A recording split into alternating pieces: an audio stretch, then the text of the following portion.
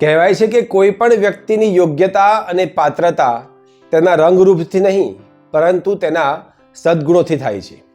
નમસ્કાર મિત્રો, હું છું જયમીન જોશી। સ્વાગત છે આપનું જય વાદમાં। આજની વાર્તા એક રાજા, મંત્રી અને તેના ત્યાં કામ કરતા એક સેવકની છે।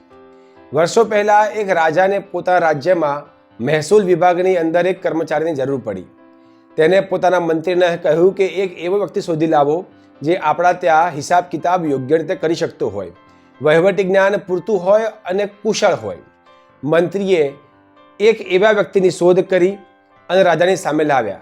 મંત્રીએ તેમને કહ્યું કે આપને જે પોસ્ટ ખાલી હતી, જે પદની જરૂર હતી, તે પદના યોગ્ય લાયક વ્યક્તિ આ છે, તમે તેને નોકરી ઉપર રાખી લો। મંત્રીની વાત સાંભળી રાજાએ પેલા વ્યક્તિની સામે જોયું અને કહ્યું કે કંઈ વાંધો નહીં, તમે જે પદની વાત કરી હતી તેમને આ પદ આપી દો। તે વ્યક્તિના ગયા પછી મંત્રીને રાજાએ કહ્યું કે તમે કીધું એ પ્રમાણે આ વ્યક્તિને પોસ્ટ તો મેં આપી દીધી છે, પરંતુ તે વ્યક્તિ મને ખાસ કંઈ ગમી નહીં, તે દેખાવે પ્રભાવી છે નહીં અને રાજઘરાણાની અંદર કામ કરતા લોકોમાં શોભે તેવો નથી। આ વાત સાંભળી મંત્રી તો કશું બોલ્યા નહીં।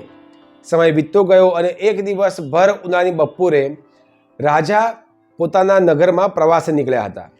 ભર બપોરે ગરમીના કારણે રાજાનું ગળું સૂકવવા લાગ્યું અને તેમણે પોતાના મંત્રીને પાણીની માંગણી કરી। મંત્રીએ તેમના સેવકને સોનાના ગ્લાસમાં રાજાને પાણી આપવા કહ્યું। રાજાએ સોનાનો ગ્લાસ હાથમાં લીધો અને એક ઘૂંટડો ભર્યો, પરંતુ તેમનું મોઢું બગડી ગયું કેમ કે પાણી ગરમ હતું। રાજાએ પોતાનું મોઢું બગાડ્યું એટલે મંત્રીએ કહ્યું કે માટીના ઘડામાંથી પાણી આપો। રાજાને માટીના ઘડામાંથી પાણી આપવામાં આવ્યું। પાણી ઠંડુ હતું એટલે રાજા પીને એકદમ તૃપ્ત થઈ ગયો। તેની તરસ શમી ગઈ અને તેને એકદમ શાંતિનો અનુભવ થયો।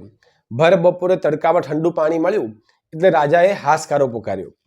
આખી ઘટના ઘટી એકદમ રાજાને યાદ આવ્યું કે શરૂઆતમાં મંત્રીએ તેમને સોનાના ગ્લાસમાં પાણી આપવાનું કહ્યું ને પછી માટલામાં પાણી આપવાનું કેમ કહ્યું। એટલે રાજાએ મંત્રીને બોલાવ્યો અને કહ્યું કે તે આ પ્રકારનું કામ કેમ કર્યું, તે શરૂઆતથી જ મને માટલાનું પાણી કેમ ન આપ્યું।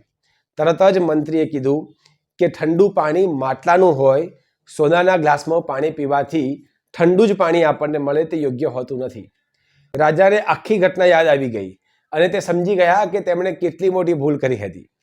કહેવાનું તાત્પર્ય છે મિત્રો કે જીવનની અંદર કોઈ પણ વ્યક્તિનું સન્માન તેમના સદગુણોથી થતું હોય છે।